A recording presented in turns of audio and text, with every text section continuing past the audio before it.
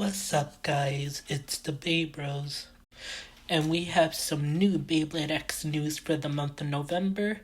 We'll be covering the bays go part by part and seeing the overall combos and seeing if the bays are competitively viable. But before we begin, 98.6% of people who watch my videos are not subscribed. So please, hit subscribe if you want this to be my full-time job. Greatly appreciate it. Let's begin. For me, this is somewhat of a very special release. This is part of the UX line because this product is a starter deck and it comes with 3 bays and a launcher, and this deck was used in the Beyblade X Asia Championship. And the cool part is that the bays in this set all have the color scheme of white and gold, in addition to the white parts of the bays being the metal coat. Where you get the most value from this entire set is all the combos are using all the version of the drawn bays. So drawn sword, drawn dagger, and drawn buster. All of these blades are in this set. The only downside is this set is a UX00 release. So if you want to get this set, when it comes out, grab it as quick as you can before it gets scalped by scalpers. And although these are drawn bays, they have attack, defense, and stamina combos. So let's get into the bays and the launchers. So our first Beyblade is Drawn Sword 480 Disc Ball.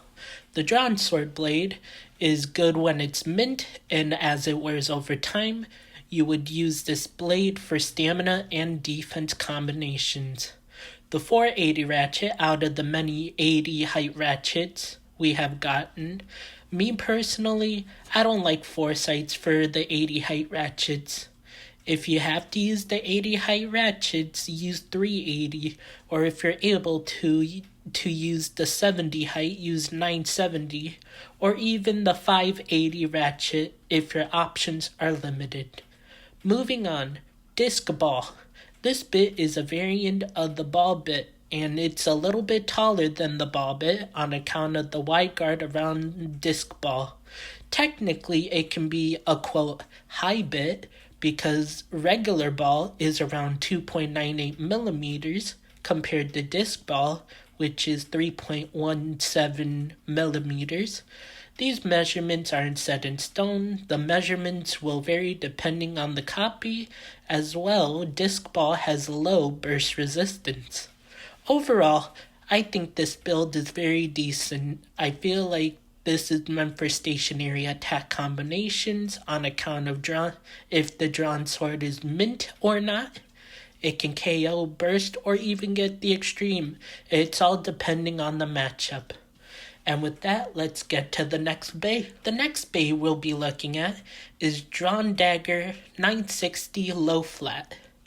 The Drawn Dagger blade was originally part of the BX20 deck set, and this blade is really good at barrage attacks. So if you didn't get the BX20 release, this is your chance to get one of the best blades for attack. The 960 ratchet is a great low height ratchet for this combo, and it was also originally on the BX23 Phoenix Wing starter, and if you don't have 960, you can get by with any 60 ratchet. Okay, maybe not the 460 ratchet, but regardless, 960 is a good ratchet to have. The low flat bit is one of the most aggressive bits in Beyblade X among others, because it's the only bit that gets the KOs and the extreme.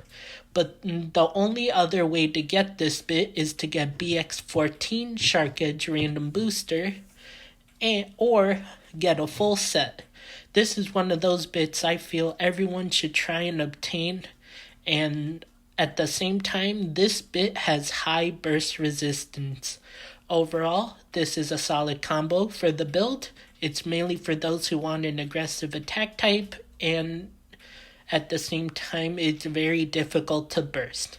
And finally, let's move on to the final Beyblade. The last Beyblade we'll be talking about is Drawn Buster 370 Needle. The Drum Buster blade is still meta relevant alongside Phoenix Wing and Wizard Rod. This blade is used to get the KO, the extreme, or even a burst. I feel like this blade requires a little skill use, but this blade is really good when you have it on a low height ratchet with the low flap bit. The 370 ratchet is decent. It's not too low like a 60 height where the bay is always bursting and dying of recoil, but at the same time it's not an 80 height where you would have a gap and have more of a burst risk. But this ratchet is a good in between. The needle bit is okay on the earlier X stuff. For this build, I would say you really need the aggressive bits to use with Busters, since Buster's shape is meant to do a one-hit KO, and it has so much recoil. I don't think that needle is a right bit for this setup. Overall, this blade genuinely confuses me. I don't know why they took a top tier blade and they put some mediocre parts on it. Like, I don't understand. It's low-key, baffles me. My mind is officially blown. Maybe there's some sort of strategy with this build, but I honestly don't know what the strategy is. And those were the bays. What a selection for parts, and also for combinations. Now, what we're gonna do is take a look at the launcher it comes with. So in the deck set, you also get a right-spinning white and gold string launcher. It looks very good.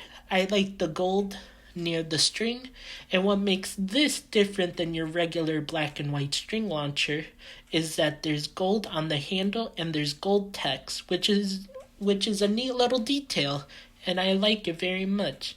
And with that, let's conclude this video. So to conclude this video, what do I think about the UX00 Drawn Buster pack? Well, the Drawn Sword and the Drawn Daggers have pretty solid combos. The Drawn Buster combo, I'm not really sure about that one. But, yeah. Would I run this in a tournament?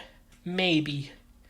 And even though this is a starter deck for the Asia Championship, please do combinations and testing that work for you. These aren't the end-all be-all, but, yeah. Anyways, that's all I got. Thank you so much for watching. Like and subscribe if you want this to be my full-time job. And that'll be it for now. Take care and bye.